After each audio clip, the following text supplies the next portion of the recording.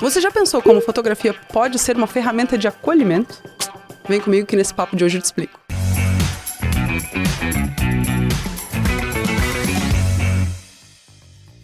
Muito bem-vindo, Eris. Seja Obrigado. muito bem-vindo ao Fora da Norma. Muito feliz de te receber aqui hoje. Pô, eu fico feliz de estar aqui.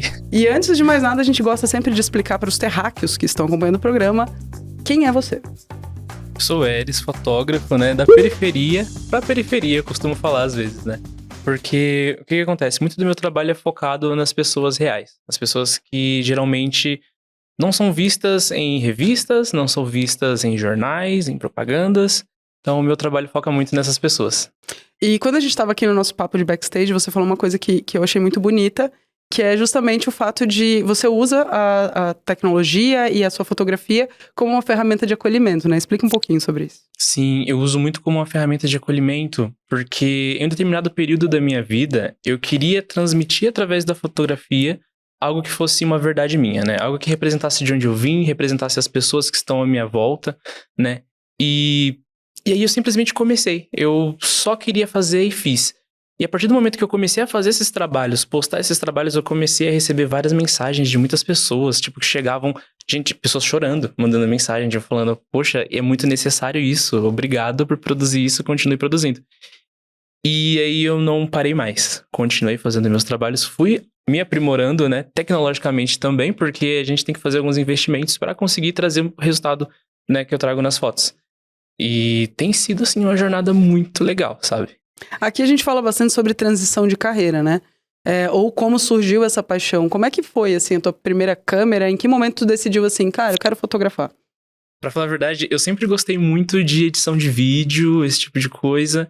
E eu também sou músico, né? Antes eu tocava, cantava, e aí eu simplesmente queria me gravar tocando, e eu pensei, eu mesmo edito e posto no YouTube. Até então, na época, eu já tinha feito alguns clipes com alguns fotógrafos, mas eu particularmente pensei, não vou dar conta de pagar todo o clipe que eu quero. Então, eu mesmo compro a câmera, eu mesmo edito.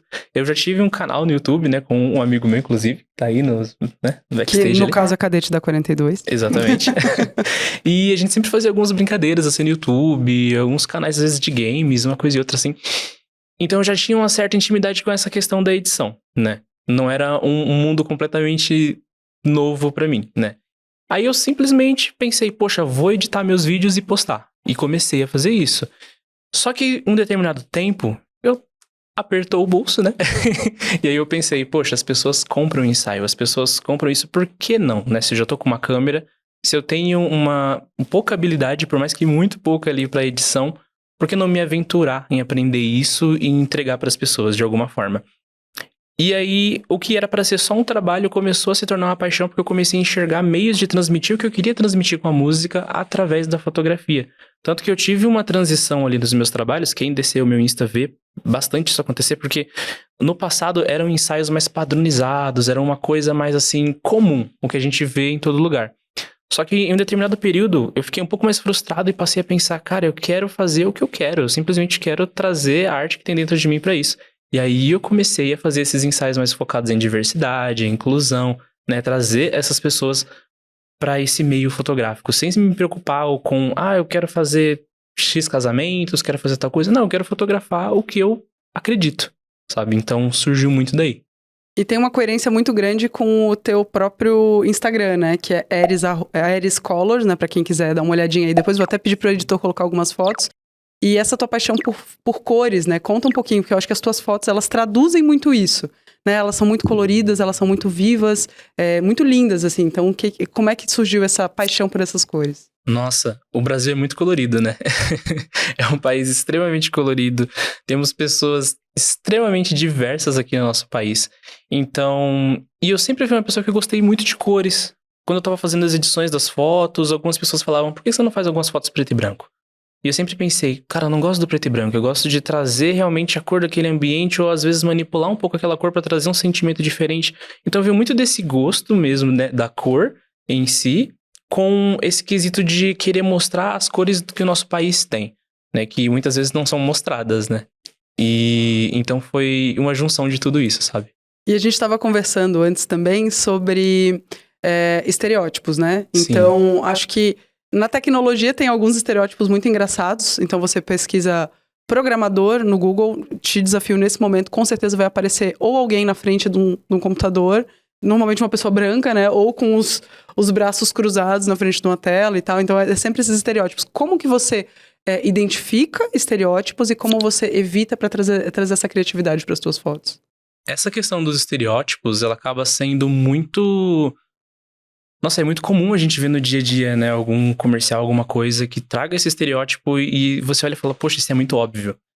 E a partir desse momento, quando eu começo a notar que uma coisa tá muito óbvio, eu gosto um pouco de sair um pouco dessa caixa, sabe?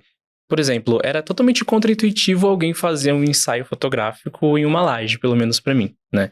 E tanto que todo mundo que eu conhecia que era do meio fotográfico, quando eu comecei a fazer esse tipo de foto, as pessoas começaram a me avisar. Falaram, cara, não faz isso, porque você não vai conseguir fechar ensaio. E uma família depois, como ela vai querer te fotografar, como ela vai querer que você fotografe, né? E aí eu comecei a pensar, cara, olha isso, que louco, né? Só porque eu tô fazendo um ensaio, tipo, na laje, uma coisa totalmente diferente, que seria feio, né, aos olhos das outras pessoas, pode ter risco de pessoas não quererem me contratar e tem pessoas me alertando sobre isso. Então é por aí que eu vou mesmo, porque, tipo, vai ser totalmente diferente de tudo, né? Então eu busco sempre sair um pouco mais dessa caixa, né? Eu busco muito olhar para nossa sociedade no geral, né? Olhar para as pessoas, onde elas estão, o que elas estão fazendo e trazer algo distinto daí. Tem um ensaio no meu perfil que é simplesmente a foto de um homem negro na laje com uma roupa. Eu não sei o nome da roupa, mas uma roupa japonesa e ele tá pulando com um leque japonês na mão, assim, sabe? E é muito louco isso, porque é uma mistura muito grande de culturas ali, e ele tá numa laje também. Então, tipo, é totalmente contraintuitivo, sabe? Tudo. Então, eu acho que eu tento buscar muito sair do padrão e do habitual, né?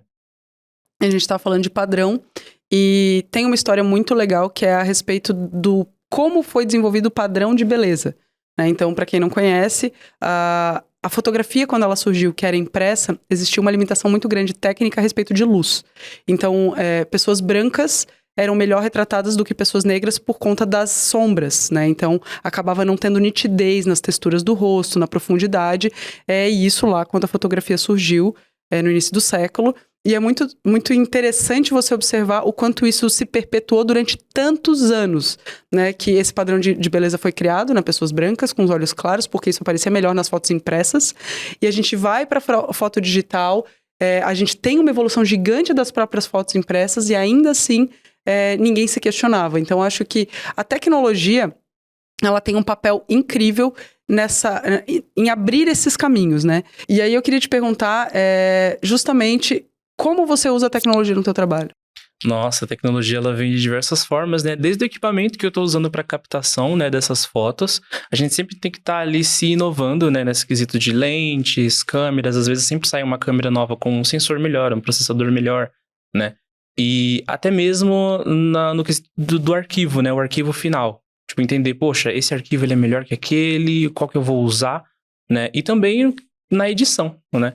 Uma aquisição que eu fiz que me ajudou muito, assim, a entregar trabalhos mais rápidos, a conseguir chegar a um resultado melhor, foi um MacBook que eu comprei para começar a fazer essas fotos. E, cara, que contraintuitivo, né? Fazer um ensaio na laje tendo um MacBook. Enfim, então... Por que não? Por que não, não é? Totalmente fora do padrão, né? Que a gente tava falando agora há pouco. Então, assim, isso me ajudou de uma forma muito grande, porque quando você tá fazendo um trabalho, editando alguma foto ou algum vídeo, você precisa ter uma fidelidade de cores muito grande. Se você usa, às vezes, um computador um pouco mais antigo, e uma tela um pouco mais antiga, você vai sentir essa fidelidade de cores ali que não tá te ajudando muito bem, sabe? Quando você tem uma coisa mais nova, mais recente, você sente essa diferença e você consegue entregar com mais fidelidade, mais velocidade. Então, a tecnologia, ela meio que ajuda totalmente o meu trabalho, sabe? Desde do momento que eu tô fotografando até o momento em que eu entrego uma foto. Você fala sobre o MacBook, né? Não tem como eu fazer um paralelo com a 42, que é interessante de ver no dia a dia. A 42 é um mar de MacBooks, né? 180 computadores. E uma galera entra lá e fala assim, puta, isso não é pra mim. Por que não? Total. Né? Porque você, sendo que é uma escola gratuita e que você pode ter um ensino de qualidade e você pode ter acesso a um equipamento de ponta, por que não? Por que a gente precisa se limitar de que, hoje eu não tenho condição ou eu não tive condição e eu não posso ter condição e eu não posso estar com o melhor equipamento, sendo que isso melhora e ajuda no meu trabalho, né? Então, acho que isso é super importante de você falar, porque isso cria referência e eu acho que as pessoas elas precisam saber que elas podem e que é para qualquer pessoa, né? E que se você quer isso, a gente vai dar um jeito, você vai conseguir. Então, que massa que você tem o seu computador e você tá conseguindo fazer os seus trabalhos hoje, né? Sim, totalmente. E outra coisa que eu ia te perguntar a respeito de tecnologia, ainda na fotografia, a gente fala muito sobre essas super inovações tecnológicas que hoje estão mega hypadas, né? Então, inteligência artificial, a gente já tem um episódio aqui, vou colocar em alguma caixinha do chat GPT. A gente tem também falado bastante sobre essas ferramentas de manipulação de imagem. Como você, como fotógrafo, enxerga essas ferramentas no teu trabalho? Nossa, eu não uso nenhuma dessas ferramentas ainda, né? Ainda. Pretendo utilizar, sim, futuramente. E eu acho que é muito legal existirem ferramentas assim. Porque se a gente parar pra pensar, tudo tá em constante evolução, né? Há um tempo atrás, para você fazer uma cena de cima, você precisaria de um helicóptero, um cara em uma câmera, para ele conseguir gravar de cima. Cara, hoje você tem drones. Então, tipo assim, você consegue ter uma maior qualidade com aquilo, você tem uma pessoa para manipular aquilo. Eu acho que o real... As pessoas se preocupam muito com perder o lugar para essas tecnologias, mas as pessoas tinham que se preocupar mais em acompanhar e evoluir também, sabe? Porque isso está em constante mudança. É impressionante que quando eu comecei a fotografar, eu tinha uma câmera que era extremamente pesada e, tipo, era muito desconfortável fazer uma foto. E todo mundo falava, não sei se alguém tá assistindo aqui entende de foto, mas se tiver alguém, vai entender que as pessoas falavam, você tem que tirar foto usando o viewfinder aqui no olho, tem que colocar a câmera no olho e fazer, não pode fazer na telinha, porque, pô, você fazendo na telinha não vai conseguir um foco perfeito.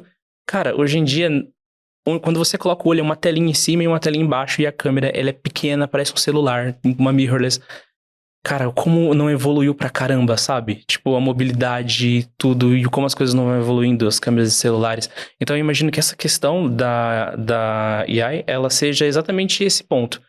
Imagina você tem uma cena em mente, mas você não consegue transmitir isso pro seu cliente. Vai um exemplo simples. Você coloca ali, a inteligência gera aquela imagem rapidinho e você consegue já passar um vislumbre do que seria aquele trabalho pro seu cliente, ou simplesmente usar como complemento da foto, por que não, né?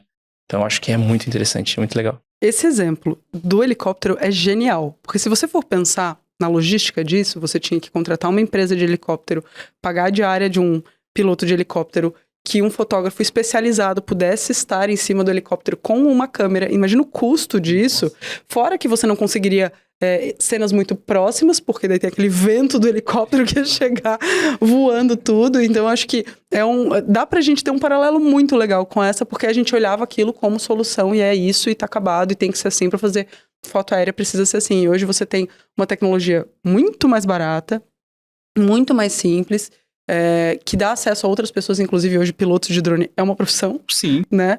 E acho que você ter que se reinventar, você se colocar nesse lugar de que hoje você é um fotógrafo que trabalha com câmera, mas que se o teu negócio é trabalhar com pessoas, muito mais do que o como você vai captar essas imagens, acho que te dá essa liberdade de poder transicionar, né? Que seja trabalhando com AI, que seja trabalhando com foto. E qual dos teus trabalhos que tu fez assim que tu mais tem orgulho até hoje? Nossa, eu acho que um dos que eu mais gostei foi um projeto chamado Celebrities Padrão, que ele foi uma produção que a gente fez para uma marca, né?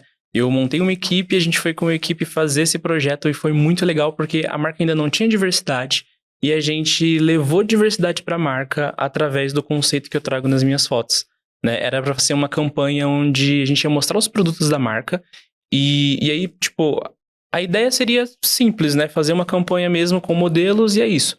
E eu pensei, por que não a gente não convidar pessoas que nunca tiveram oportunidade de serem modelos antes e falar pra elas, olha, vocês querem ser modelo?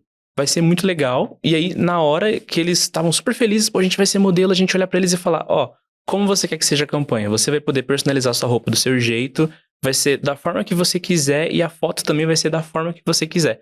E a marca era uma marca de personalização, customização de roupas. Então, ali no momento, eles tiveram liberdade total pra poder, sabe, se produzir, fazer do jeito que eles queriam. Tanto que até o dono da marca ficou um pouco preocupado. Ele falou, poxa, se as pessoas não quiserem usar o produto da marca? Na hora, todo mundo encheu a mão do produto, utilizou pra câmera e foi sensacional. Foi muito legal pra marca, foi muito legal pra eles a experiência, sabe? Então, é um projeto que eu me orgulho muito porque eu vi onde eu tava trazendo essa realidade, né, das minhas fotos pra uma marca já estabelecida e aí, tipo, entregar isso pras pessoas, sabe? Foi muito gratificante. Dá pra fazer até um paralelo com tecnologia, né? Que você, fotógrafo, existem 2 caminhos. Ou você colocar o fotógrafo, né, no fim, de você já desenvolveu todo o conceito e tal, e daí você bota a pessoa lá para desenvolver a foto. Ou você trazer toda a equipe para desenvolver junto. Então, você consegue trazer os modelos para participar desse desenvolvimento, você traz a equipe de fotografia, de iluminação, enfim, todas as pessoas ali envolvidas participam dessa criação e fica tão mais rico, né? A gente fala muito isso sobre programação, que às vezes as empresas têm aquela cabeça de deixa eu desenvolver todo um produto digital aqui e eu vou colocar para o desenvolvedor cuspir código. Você não precisa dar muito pitaco, você tem que desenvolver esse código aqui porque eu quero que seja assim.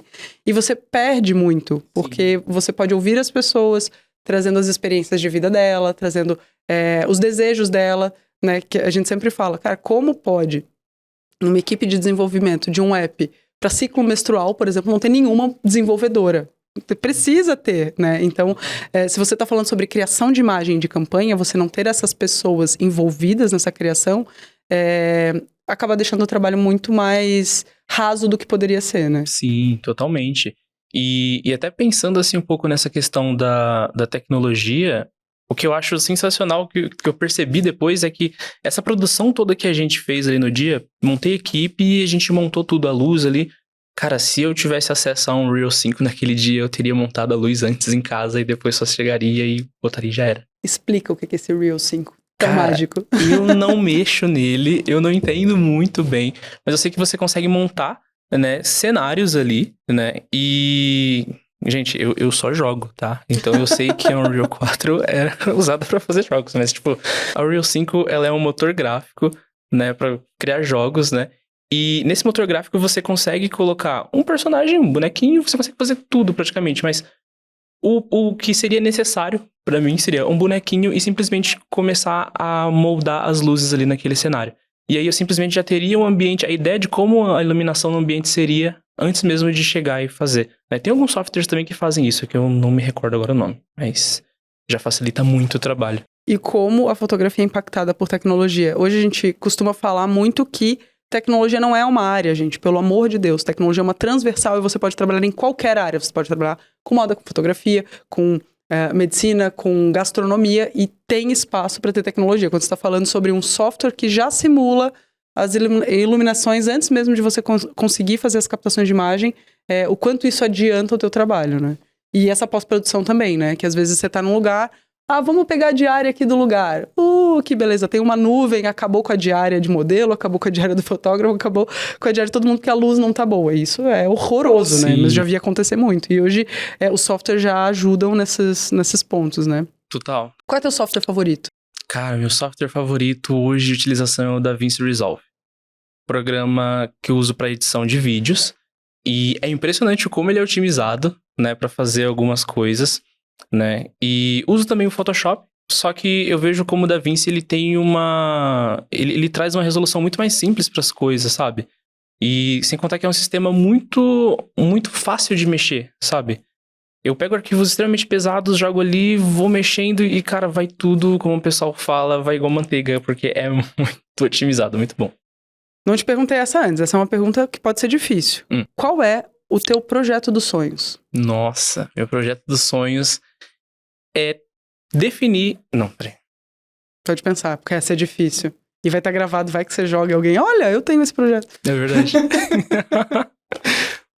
Tá.